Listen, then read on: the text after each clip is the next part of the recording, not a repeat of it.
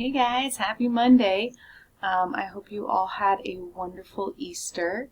Mine was filled with long walks outside and a healthy amount of chocolate. So that was fantastic.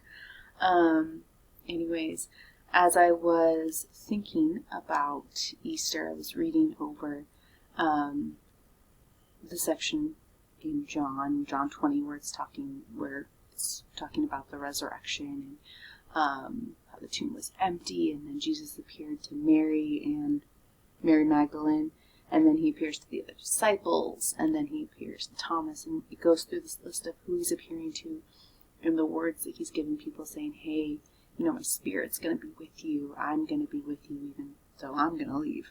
And then at the very end of it, at the end of this chapter, it says, now Jesus did many other signs in the presence of the disciples, which are not written in this book.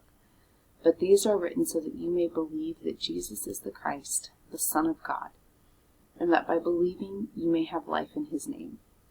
And I was just reflecting on how beautiful, how great it is that we get to live this life in Jesus' name. That, real life, real joy, all comes from being a part of his family, and it's just such a blessing to be able to have that comfort in knowing that whatever we're walking through in life, we are walking through it with Jesus, with the Holy Spirit, with him in our lives. And so I just wanted to share that with you guys, and I'm so glad that I am, in this crazy journey with you guys, and I look forward to seeing you on Zoom.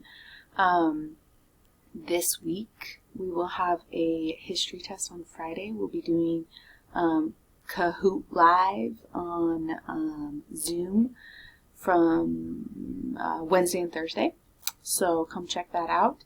And I hope you guys are doing well. Let us know if you have any questions. If you need prayer for anything, you need help with anything, we are here for you. So, see you guys on Zoom. And for now, that's it. See you guys later.